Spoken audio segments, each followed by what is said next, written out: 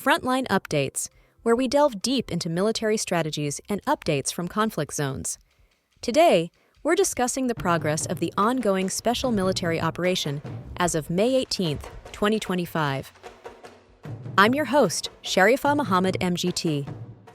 I'm Colonel A.C. Oguntoye, an Infantry Officer. The North Group of Forces inflicted losses on a Ukrainian tank brigade, 2 assault regiments, and 3 territorial defense brigades near Besilovka, Sadki, and other settlements in Sumy.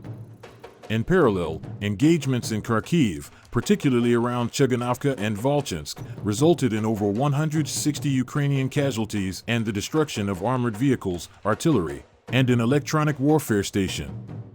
These operations reflect a deliberate effort to destabilize Ukrainian defensive integrity along the northeastern front. Welcome to Frontline Updates, the podcast that brings you in-depth insights into military operations from those leading them on the ground. Today, we're joined by Colonel A.C. Oguntoye, an infantry officer monitoring critical missions on the progress of the special military operation as of today.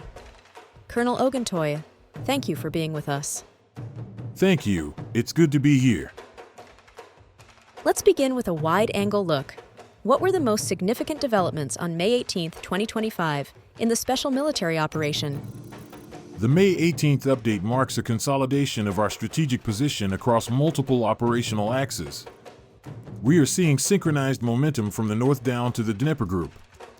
Perhaps most notably, our East Group forces liberated the settlement of Bogatyr in the Donetsk People's Republic, a key forward position previously fortified by Ukrainian defense units. The operation also witnessed substantial degradation of the Ukrainian force structure. Mechanized, airborne, and National Guard units suffered high personnel losses, and we struck at several critical logistical nodes, including ammunition depots, UAV storage sites, and radar stations. The consistency in these outcomes across 6 major groupings signals that the operation is not only holding ground, it's accelerating forward with purpose. Let's start with the Northern Front. What were the objectives and results of Sumy and Kharkiv? In Sumy, the North Group focused on disrupting forward-deployed Ukrainian tank and assault units, as well as territorial defense elements. These units were spread across multiple settlements, and by striking them in concert, we created cascading operational pressure. In Kharkiv, particularly near Cheganovka and Volchansk, we dismantled mechanized and motorized infantry formations. Our objective was not only attrition, it was also to disrupt Ukrainian command bandwidth. Eliminating field artillery assets and electronic warfare stations hampers their ability to coordinate effectively, especially when simultaneously pressed on multiple fronts. That's a principle of saturation: force the adversary to fight fragmented and disconnected. What progress was made on the Western Front? Kupiansk and the surrounding settlements have been mentioned frequently in your reports. Yes. Kupiansk and its adjacent territories are vital not only tactically but logistically. It's a junction for Ukrainian supply lines. The West Group made substantial headway here. We engaged both mechanized and mountain assault brigades, as well as border security and National Guard units. The destruction of the British-made Is-90 self-propelled gun was significant. It indicates the depth of NATO material involvement and the need to treat these weapons as high-priority targets. Of equal importance were the 2 electronic warfare systems we neutralized, Quartus and Enclave. These are not just signal disruptors, they support counter-UAV operations and battlefield communication shielding. Their removal gives us greater electronic freedom of action, which will reflect in the tempo of upcoming operations. How are things progressing in the southern axis, particularly in Donetsk? In the south, we're maintaining continuous pressure on Ukrainian brigades from Seversk through Konstantinovka.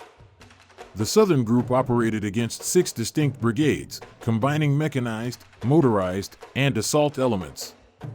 The attrition of almost 200 personnel, alongside the destruction of multiple artillery pieces and EW stations, reflects not just tactical superiority but doctrinal efficiency.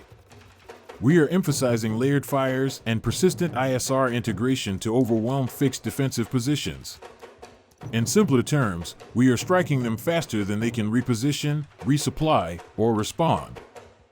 That, over time, erodes willpower and strategic flexibility. The center group appears to have taken major strides this week. Can you elaborate? Yes. The center group is conducting deep advances, engaging Ukrainian formations across 11 settlements in the Donetsk People's Republic.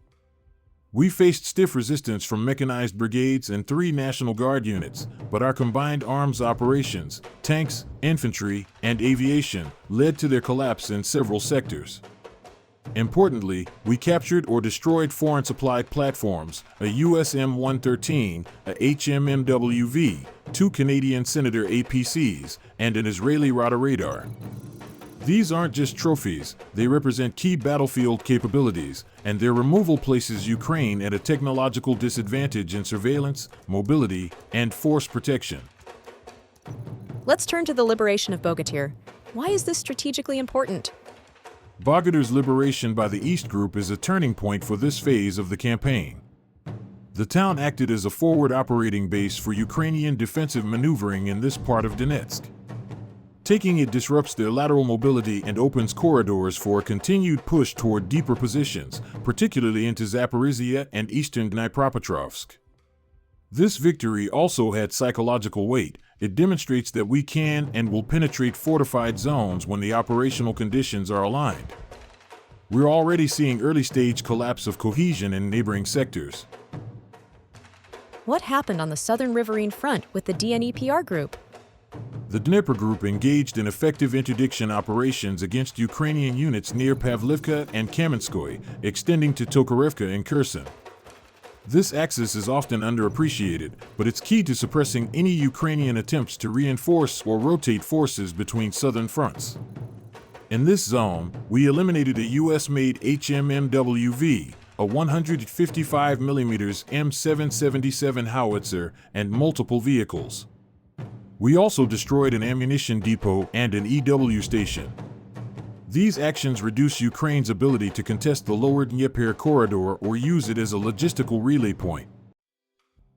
Finally, what role did strategic strike assets and air defense play this week? A substantial one. We struck 139 targets with operational tactical aviation, drones, missile forces, and artillery. These included drone storage sites, radar installations, and temporary bases housing both Ukrainian troops and foreign mercenaries. Every strike is coordinated with frontline tempo to ensure cumulative effects. Air defense continues to excel. 7 US-made dams were intercepted, along with 75 UAVs. This layered air defense structure is vital to shielding our ground maneuver elements and maintaining aerial supremacy in contested zones. Colonel, thank you for providing such a detailed briefing on the current military situation. Your insights are invaluable to our understanding of the conflict's dynamics. And thank you to our listeners for tuning in.